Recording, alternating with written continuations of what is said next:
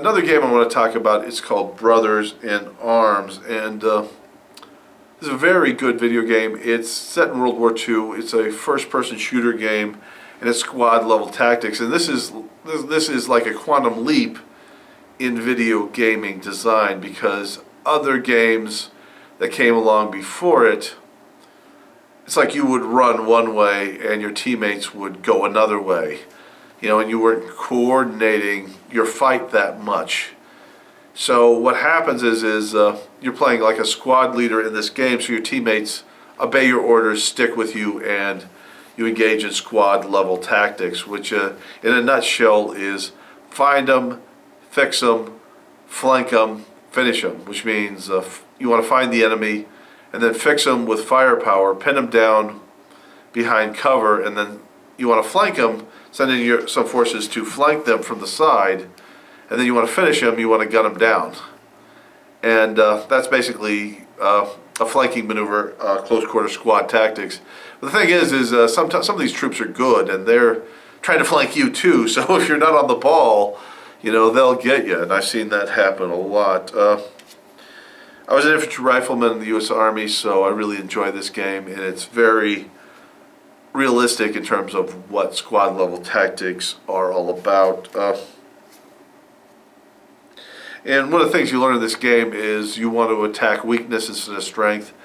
You want to hit them at their weakest points first and work your way through their weakest points to their strongest points, and you don't want to take them on at their very strongest points, because if you do that, you're basically going to get hammered. If they're up on top of a hill and they got a machine gun nest on top of that hill, and you try to go up that hill where there's no cover, where that machine gun nest is, you're going to get mowed down every time. You're not going to be able to make it. But if you work your way around the rear, take out their weaker rear defenses, then work your way up to the back part of the machine gun nest and shoot them in the back, then you can take out the machine gun nest. So that's one of the important lessons you learn in that.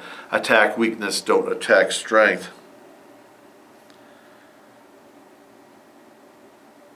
Okay, another thing that you learn in this game is a lot of times you'll be given tanks, and the tanks will be part of your team, and you got to know how to do tanks with infantry. And one of the things that you can do with a tank is you put one of your guys, like yourself, climb on top of the tank, and the tank's got a machine gun for the driver, a machine gun for the gunner, and it's got a machine gun on the very top, so you can get 3 machine guns going all at the same time. But you got to be careful when you do this, because if the enemy's too close, if they're within 50 yards, they're probably going to get you. There's a good chance they could shoot you on top of that tank. But if they're like 100 yards away or more, a lot of times they're not going to be able to hit you on top of that tank firing a machine gun, but you can hit them. So you got to be careful. Don't get on top of that tank and fire the machine gun if the enemy's too close to you.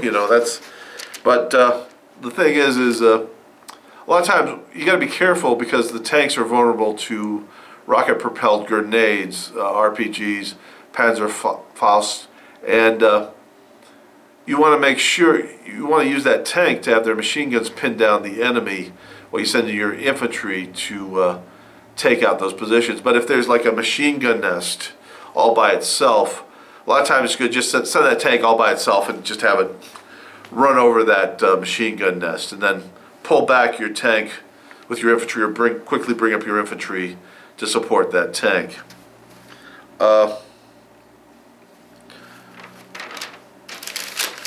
Another thing in this game is you want to utilize cover the best that you can, and if there's a bunker you can be behind, or like a stone wall or something like that, you want to utilize that and get behind that, fire from behind that, so you're only exposing about this much of you when you're firing at the enemy. And you want to catch them out in the open to where they're completely exposed while you have some cover. So another trick is, if you can get a hold of RPGs, even the enemies, you can use them on them. You can use them on their tanks, you can use them on their machine gun nests, you can use them on their infantry in the open. You can fire them from a great distance if they're like down in like a hole. in the road. You can fire fire a couple RPGs in there, and sometimes take them out from a safe distance that way. It's another trick you can do. Another trick in this game is you can grab other weapons. Like, let's say, for example, that you've got an M1 Garand. Now, that's a good weapon overall, but if you could grab a BAR, that's a better weapon. You want to grab that instead of the M1 Garand. Also, if you're low on ammo, let's say you've got a Tommy gun, and you're low on ammo, and there's a German submachine gun there, it's got plenty of ammo, you might want to just drop that Tommy gun and grab that German submachine gun. And then you can get more ammo from the dead Germans as you're advancing. That's another tactic in that game.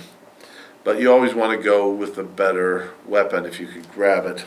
The Germans have their own version of the BAR, and if you grab that over an M1 Garand, that is to your advantage.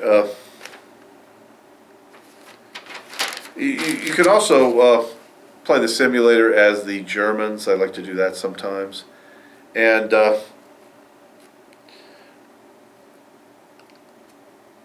okay, but but remember, when you play this game, the key to winning it is you got to be like Robert E. Lee said, you got to be half lion, half fox.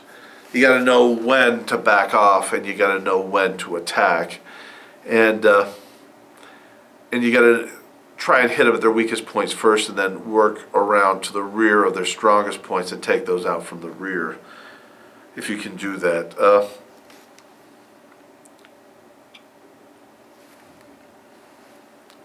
Another game I want to talk to you about is